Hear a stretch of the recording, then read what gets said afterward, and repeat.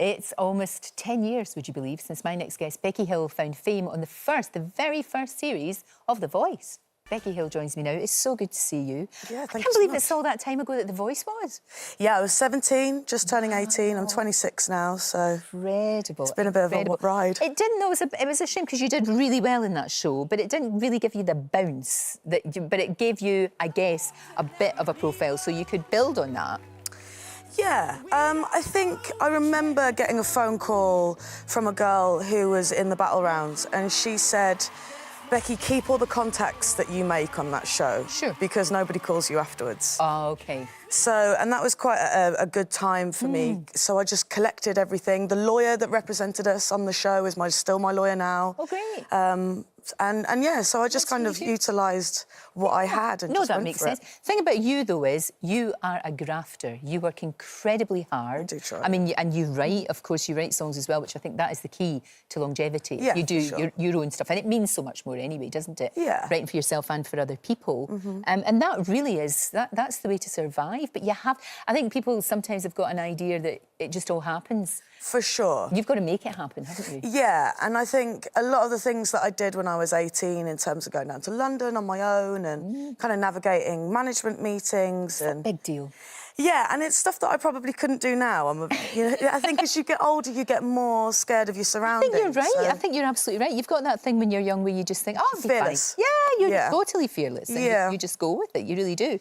But for you to get that #1, that was a big, big step, wasn't it? That was a great barrier that you broke through. For sure. I still didn't feel like there was a connectivity. Right. And I think because I've been on I've written and featured on a lot of producers, singles that have done really well chart-wise, I've still found that a lot of people don't necessarily recognise my name, but they'll always know a song that I do. Oh, absolutely, of course. No, they will. And maybe that's no bad thing, you know. For sure. You know, I don't think that's a bad thing necessarily. I like proving myself to people. Yeah. I think that's quite a nice thing to be able to go, you may not know me instantly, but you know some of my songs and this is what I've got to offer as a songwriter, so... And the new single, now, this is Better Off Without You, kind of a breakup song, but actually the breakup is fine. You're back together, aren't you?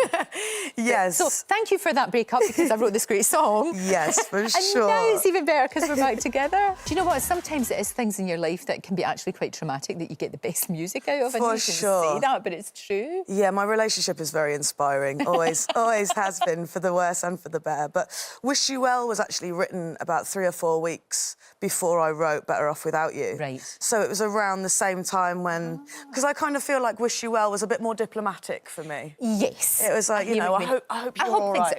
So. Yeah, go on then, off you go. Yeah. It'll be fine, off you toddle, that's for sure. Whereas Better Off Without You was really like, well, sod you then. Yeah, good riddance, thanks very much, and move on. But it's all fine now, so you're back, it's all good. Tell me about the tour, when does that all kick off? So I'm currently on the Scripps. That's right. 22-date arena tour at the moment. I'm going up to Nottingham after this. Brilliant. It's insane. And for a support act as well, the crowd's already there. You know, I keep thinking everybody's getting drunk at the bar, but... Waiting for the Scripps to come on. For sure. But there's a massive crowd for me every night, so I'm doing that, and then there's about 4 days between coming off the Script tour and going on my own 6-date headline sold-out tour. Right. And then it'll be the festivals, and then I've got a 15-date tour, which is currently on sale. 3 dates have already sold out, so... That's brilliant. So, yeah. So really, your whole year is kind of, like, planned out. You know exactly what you're doing. Yes. Kinda. Yeah, the diary knows what it's doing.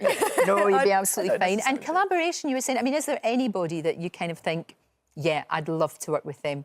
I really could connect with this person. I mean, I think it's a given, but I would love to do Calvin Harris. Yeah. You know, and especially considering... That would work really well. Yes. I think. I love dance music. I've always loved dance music. That's definitely where I've come from. And, you know, he's been the king of dance music since I was a teenager. So, and he's doing all that new stuff now, so I'd love to do that. No, absolutely. It's wonderful. If anybody knows him. Yeah, but well, put in a call. Put in a call. I'm sure you could, you know what. I think if you phoned him up, he would be delighted. He would be delighted to work with you. So things are going really well, love. It's terrific. Yeah, it's starting to now. It really is. It's been a long 8 years, but it's 8 years of hard graft and an overnight success. It's always the same, isn't it? Exactly It's right. It's crazy.